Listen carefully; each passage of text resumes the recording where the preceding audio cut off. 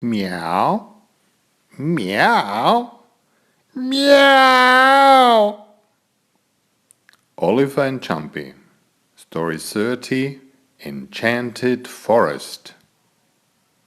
On the other side of the lake, situated half an hour's walk from my treehouse, there was a small hill. On this mount, a very old castle kept deteriorating slowly over the centuries. Old people would spin stories about ghosts haunting the crumbling walls and warn children never to enter that horrible place. Of course, Jumpy and I was fully aware of those tales, but were we scared? No, of course not.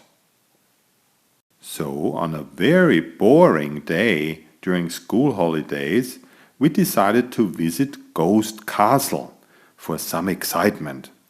We hiked over to the other lakeside and walked up the overgrown path to the old door. We all had to push together to open it. The rusty hinges were creaking loudly in protest. It had not been moved in centuries. Once inside, we stood still in the dim light to regain our vision. Very few sun rays came through broken window panes, illuminating huge spider webs. We had to make our way around piles of bricks to reach the elaborate winding staircase. Jumpy grabbed Joey's hand, and we slowly made our way up to the landing.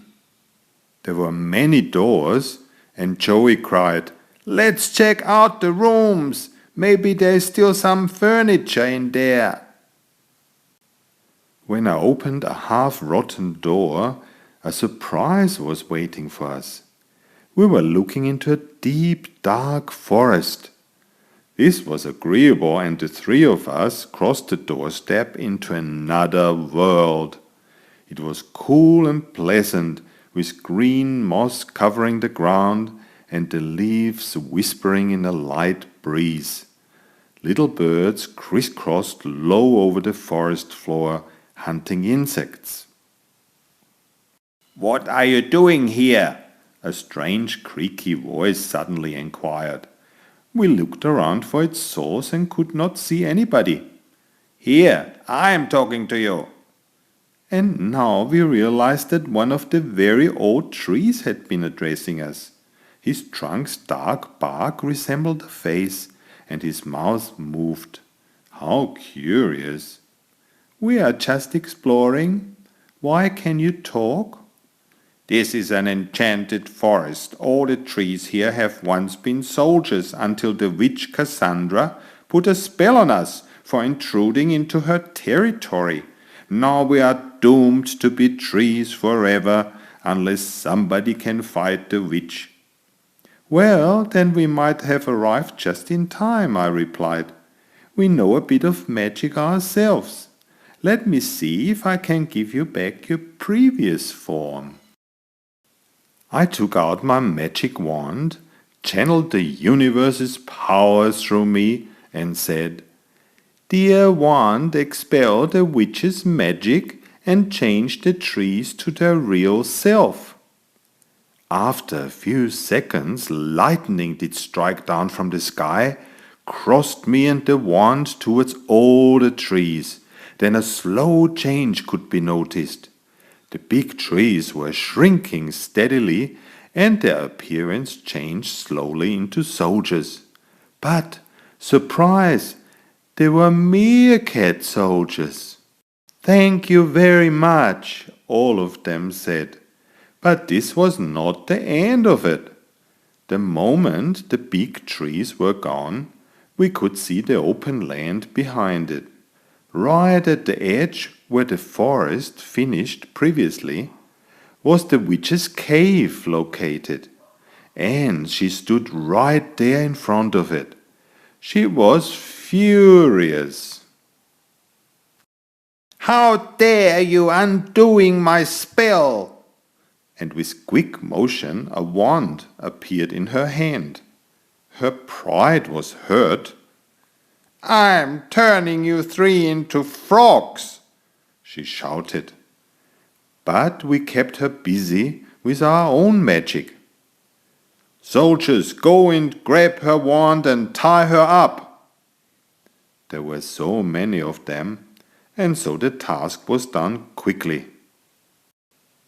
"You are very bad. I have to punish you," I said, and put a spell on her so she turned into a donkey.